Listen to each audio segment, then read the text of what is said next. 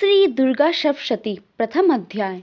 मार्कंडेय जी कहते हैं, सूर्य के पुत्र श्रावण सूर्य की छाया से उत्पन्न, जिनको आठवां मनु भी कहते हैं, उनकी उत्पत्ति सुनो। मैं विस्तार के साथ कहता हूँ। सूर्य का पुत्र भाग्यशाली स्वर्णिम महामाया की कृपा से जैसे मनवंतर का स्वामी हुआ, वह भी सुनो। स्वारिचिस मनवंतर के मध्य सारे भूमंडल पर चैत्रवंशी सुरथ नाम के राजा थे। वे अपनी प्रजा को पुत्रों के समान पालन करते थे। उसी समय कोला विध्वंसी राजा उनके शत्रु हो गए। महाराज सुरथ के साथ इनका युद्ध हुआ। राजा सुरथ के पास सेना अधिक थी, किंतु फिर भी वो युद्ध में हार गए। अपने प्रबल शत्रुओं द्वारा हारा हुआ राजा वापिस अपने नगर में राज्य करने लगे। वहाँ भी उस समय दुर्बल राजा का खजाना वे बल दुष्ट मंत्रियों ने अपने अधिकार में कर लिया। राज्य से हटाए गए राजा सुरथ शिकार खेलने के बहाने अकेले घोड़े पर बैठकर वन की ओर चले गए। वन में राजा ने अहिंसक पशुओं से भरपूर तथा शिष्यों से शोभायमान महर्षि मेधा का आश्रम देखा। राजा उस समय मुनि के आश्रम में ठहर गए। वहाँ मुनि ने उनका यथोचित सत्कार किया।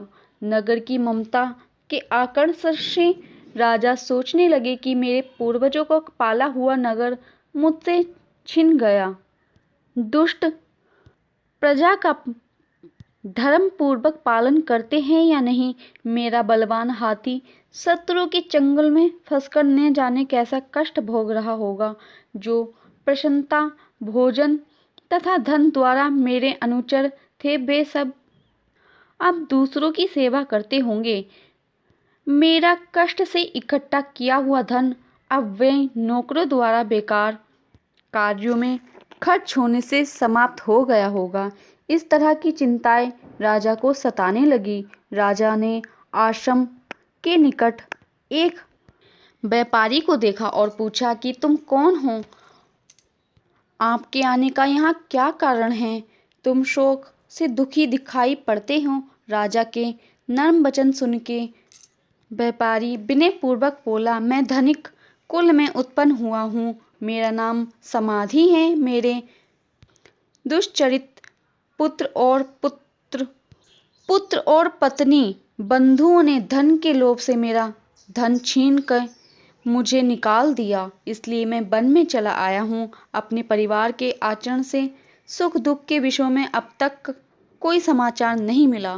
मेरे पुत्र सदाचार में रत हैं या दुराचार में लगे हैं, ये कुछ नहीं जानता। राजा बोले, जिन धन के लोभी पुत्र स्त्री आदि ने तुम्हें घर से निकाल दिया, उनके प्रति अभी तक आपके हृदय में प्रेम क्यों है?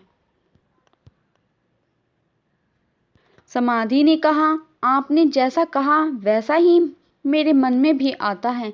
फिर भी क्या करूं?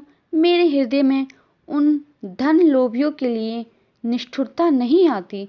जिस परिवार ने अपने पिता तथा सर्वस्व को त्याग दिया, उनमें मेरा मन क्यों फंसा है? मैं जानता हुआ भी इस रहस्य को नहीं समझ पाता हूँ। उन दुराचारियों में मेरा मन फंसा है। मैं क्या करूँ? उन हृदयहीनों के लिए भी मेरा मन निष्ठुर नहीं होता। मार्कंडेय जी बोले, हे विप्र, राजा और समाधि दोनों ही मुनि के पास गए और नमस्कार करके दोनों बैठ गए। राजा बोले, भगवान, मैं आपसे एक बात पूछना चाहता हूँ, वह मुझे बतलाने की कृपा करें। मेरा मन बस में न होने के से कष्ट होता है। छूटे हुए नौकर चाकर खजाना आदि की मुझे चिंता नहीं है, और यह जानते हुए भी मेरे लिए कि वह मेरे नहीं हैं, एक अज्ञानी की तरह मुझे उनसे मोह है। और यह समाधि भी पुत्र स्त्री आदि अपने परिवार द्वारा निकाला हुआ है, किंतु इसका भी मन उन्हीं में फंसा है। इस तरह हम दोनों अत्यंत दुखी हैं। उनके दोषों को जानते हुए भी हम उन्हीं में फंसे हैं। विवेकहीन पुरुषों जैसी मूर्खता मुझ में तथा इस समाधि में क्यों है? ऋषि बोले, जैसे विषय सामने आते हैं वैसा ही समस्त प्राणियों का ज्ञान होता है। हे महाभाव, विषय सबके लिए अलग अलग हैं। कोई प्राणी दिन में अंधे हैं, कोई रात्रि में, और कुछ की दृष्टि दिन में और रात्रि में एक ही है। ये सच है कि मनुष्यों को ज्ञान है, किंतु उन्हें ही पशु पक्षी सभी ज्ञान रखते हैं। जो पक्षियों का ज्ञान है वही मनुष्य का ज्ञान है, जो मनुष्य का ज्ञान है वही पशु आदि में है। यह ज्ञान होने पर भी बच्चों को पेट भरने से हमारी भूख नहीं मिटेगी। इन पक्षियों को देखो कि अपने बच्चों की चोंच में मोहवश स्वयं सुधा में पीड़ित होते हुए भी अनाज के दाने डालते हैं। मनुष्य भी उपकार की आशा से पुत्रों का मोह करते हैं। क्या तुम यह नहीं देखते कि संसार पालक विष्णु की महामाया के प्रभाव से मनुष्य ज्ञानवान होने पर भी मोह माया में फंसे ही रहते हैं? इसमें कुछ आश्चर्य की बात नहीं है, क्योंकि जगतपति भगवान विष्णु की योग निद्रा महामाया में संपूर्ण जगत मोहित है। यह चराचर जगत को उत्पन्न करने वाली भगवती ज्ञानी पुरुषों के मन को भी मोह में फंसा देती है। यही सर्वश्रेष्ठ ज्ञान स्वरूप मुक्ति देने वाली भगवती हैं, जो प्रसन्न होकर वरदान देती हैं। वह भगवती संसार बंधन का कारण और सब ईश्वरों की स्वामिनी हैं। यह सुनकर राजा सुरथ ने पूछा, भगवान, आप जिसे महामाया कहते हैं वह भगवती कौन है? वह कैसे उत्पन्न हुई और उनके क्या कर्म हैं? हे ब्राह्मण, मैं उसकी स्वरूप, उत्पत्ति और स्वभाव आपसे सुनना चाहता हूँ। ऋषि ने कहा, वह भगवती नित्या जगत मूर्ति है। ये संपूर्ण जगत उसी का बना हुआ है। फिर भी भक्तों के हित के लिए अनेक प्रकार से उनकी उत्पत्ति हुई है। वह मैं कहता हूँ, सुनो। जब देवताओं का कार्य सिद्ध करने के लिए वह उत्पन्न होती हैं, तब नित्य होने पर भी वह उत्पन्ना कहलाती हैं।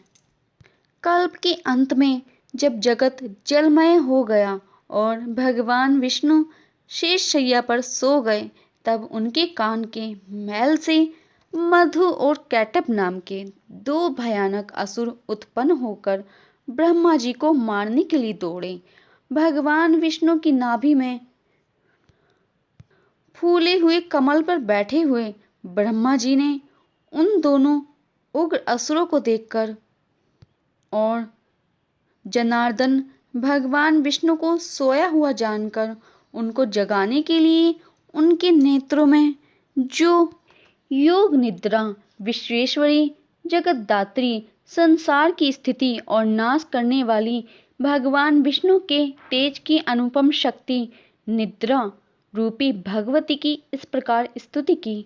ब्रह्मा जी बोले, हे भगवती, तुम स्वाहा स्वधा विषटकार रूपिणी हैं। आप स्वर स्वरूपिणी हैं और अमृत रूप हैं।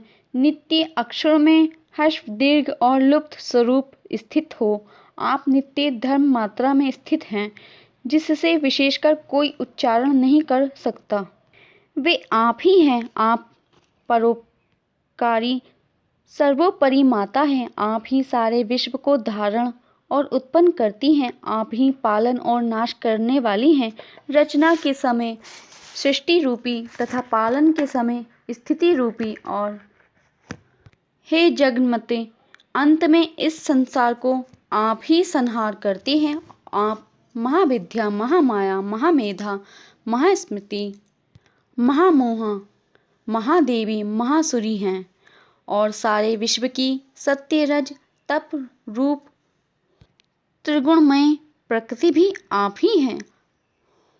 भयावनी कालरात्रि, महारात्रि और मोहरात्रि आप ही हैं। आप ही ईश्वरा हैं और आप ही ज्ञान लक्षण बुद्धि हैं। लज्जा, पुष्टि, तुष्टि, शांति और दाति आप ही हैं। खड्ग, शूल और गदा वज्र धारण करने वाली हो, शंख, धनुष, बाण, वसुंडी धारण कर रही हो, सौम्यतरा हो, अर्थात सब वस्तुओं से बढ़कर सुंदरी हो। आप देवों में सर्वोपरि हो। हे अखिलात्मक के संसार की सत वस्तुओं की शक्ति आप ही हैं। और क्या स्तुति करें, आपने संसार के निर्माता, पोषक और विनाशक भगवान विष्णु को भी निद्रा के बस में कर दिया है। इसलिए आपकी स्तुति करने में कौन समर्थ है। मुझे और भगवान विष्णु को आपने ही शरीर धारण कराया है, इसलिए स्तुति करने की किसकी सामर्थ्य है। हे देवी, आपके ऐसे उदय प्रभाव के द्वारा ही आपकी स्तुति होती है। हे देवी, आप इन मधुकैटभ असुरों को मोह के बस में करो और इन राक्षसों को मारने के लिए उन्हें प्रेरित करो। ऋषि बोले, जब ब्रह्मा जी ने महाकाली तामसो देवी की यह स्तुति की, तब वह महामाया भगवान विष्णु को जगाने के लिए भगवान के हृदय से निकलकर ब्रह्मा जी के मुख के सामने आकर खड़ी हुई और योग निद्रा से मुक्त होकर भगवान विष्णु उठ बैठे। भगवान विष्णु ये देखकर उन दोनों से युद्ध करने लगे। इस प्रकार उन राक्षसों से भगवान विष्णु का 5000 वर्ष तक युद्ध हुआ। इसके बाद बल से उन्मत्त मधुकैटभ महामाया से मोहित होकर बोले कि वर मांगो। भगवान विष्णु बोले, यदि तुम मुझसे संतुष्ट हो, मुझसे प्रसन्न हो, तो तुम दोनों मेरे हाथों से मारे जाओ, यही मेरा वर है। मेधा ऋषि, हे राजन, जब वे दोनों वचनबद्ध हो गए तो सारे संसार को जलमय देखकर उन दोनों ने कमल नेत्र भगवान से कहा, जहाँ भूमि जलमय ना हो वहाँ हमको मारो। विष्णु जी ने कहा, ऐसा ही होगा। यह कहकर जंघा पर दोनों के सिर रखकर चक्र से काट डाले। इस देवी का और प्रभाव सुनो, मैं कहता हूँ। इस प्रकार मधुकैटभ वध नामक पहला अध्याय संपूर्ण हुआ।